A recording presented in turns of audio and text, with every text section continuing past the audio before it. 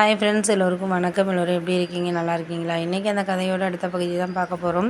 அதற்கு முன்னாடி நீங்கள் செய்ய வேண்டிய விஷயம் என்ன அப்படின்னு கேட்டிங்கன்னா, மறக்காமல் நம்ம சேனலை சப்ஸ்கிரைப் பண்ணிக்கோங்க. கீழே இருக்க பெல் பட்டனை கிளிக் பண்ணுங்கள். அப்போ தான் நான் போடக்கூடிய வீடியோக்கள் எல்லாமே உடனுக்குடனே உங்களுக்கு நோட்டிஃபிகேஷன் வரும். ஸோ மறக்காமல் சேனலை சப்ஸ்கிரைப் பண்ணிவிட்டு வீடியோ பாருங்கள் ஃப்ரெண்ட்ஸ். வாங்க நம்ம கதை என்னன்னு சொல்லிட்டு பார்க்கலாம். நான் அக்கா வீட்டுக்கு ஒரு மாதம் லீவுக்காக போயிருந்தேன். ஆனால் எனக்கு அவ்வளோ போகிறதுக்கு பிடிக்கல தான். இருந்தாலும் அம்மா சொன்னாங்க, அக்காவுக்கு இங்கே போய் பார்த்துக்கிறதுக்கு பிள்ளைங்கள பார்த்துக்கலாம் பண்ணலாம். ஒரு மாதம் லீவு தான் உனக்கு ஆஃபீஸில் கொடுத்துருக்காங்களே, போயிட்டு அங்கேயே ஸ்பெண்ட் பண்ணிட்டு வாடி அப்படின்னு சொல்லிட்டு சொன்னாங்க. ஏன்னா அம்மாவுக்கு கொஞ்சம் உடம்பு முடியாததுனால அவங்களால போய் அடிக்கடி பார்க்க முடியல. போய் அவங்க 6 மாதத்துக்கு மேலே ஆகுது.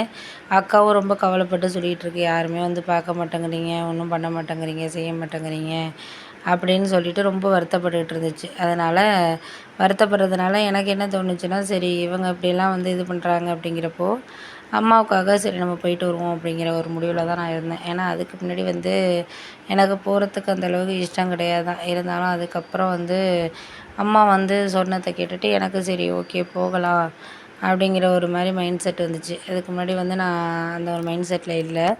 அதுக்கு அடுத்தது தான் சரி போகலாம் பார்க்கலாம் அப்படிங்கிற மாதிரி ஒரு மைண்ட் செட்டில் தான் இருந்தேன். அது ரொம்ப இதாக தான் இருந்துச்சு. அப்புறம் போயிட்டு மாமாலாம் சொன்னார், என்ன ரேக்கா வரவே மாட்டேங்கிற, வந்தாலும் ஃபோனு எப்போயாச்சும் தான் பண்ணுறீங்க, ரொம்ப பிஸி ஆகிட்டீங்க அப்படி இப்படின்னாரு. ஆமாம் மாமா, ஆஃபீஸ்க்கு கொஞ்சம் ஒர்க்கு, அதனால தான் பிஸி ஆகிட்டேன், அதனால தான், வேறு ஒன்றும் கிடையாது. ப்ராஜெக்ட்டு தொடர்ந்து எடுத்துக்கிட்டே இருந்தாங்க, எங்களுக்கும் அது ரொம்ப கஷ்டமாக இருந்துச்சு அப்படின்னோடனே, சரி சரி விடு விடு, அதெல்லாம் பார்த்துக்கலாம், ஒன்றும் பிரச்சனை இல்லை, பார்த்து இது பண்ணிக்கலாம், நம்ம பார்த்து செய்கிறது தானே வேலையெல்லாம் அப்படின்னு சொல்லிட்டு சொன்னார்.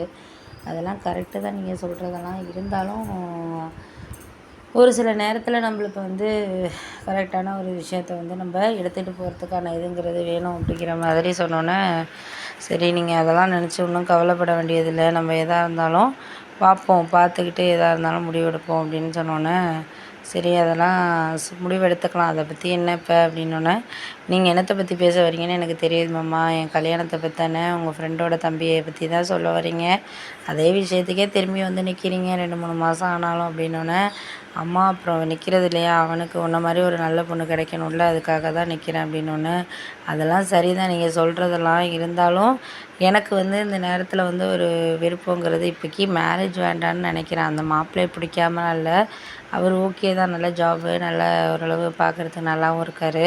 இருந்தாலும் இப்போதைக்கு மேரேஜை பற்றி நான் அந்தளவுக்கு ஒன்றும் யோசிக்கலை, ஏதோ அந்தளவுக்கு வேண்டாம் அப்படின்னு நினச்சி தான் நான் நினச்சிக்கிட்டு இருக்கேன் அப்படின்னோடனே, சரி சரி நீங்கள் எதோ சொல்கிறீங்க, எதாக இருந்தாலும் நீங்கள் வேண்டான்னு சொல்லாமல், எனக்கு தெரியுமா உன்னோட என்ன ஒரு இதுங்கிறது எனக்கு எல்லாமே தெரியும், அப்படி இருக்கிறப்ப நான் ஏன் இது பண்ண போகிறேன், நீ ஒன்றும் கவலைப்படாத, எதாக இருந்தாலும் நாங்கள் பார்த்துக்குறோம் பண்ணுறோம் அப்படின்னு சொல்லிட்டு ஒரு முடிவில் இருந்தானாலே போதும் அப்படின்னோடனே, சரி சரி அதெல்லாம் கரெக்டு தான் நீங்கள் சொல்கிறதெல்லாம். நான் இனிமேல் எதாக இருந்தாலும் கொஞ்சம் இது பண்ணி தான், நானும் கொஞ்சம் முயற்சி பண்ணி தான் ஆகணும், வேறு வழி கிடையாது.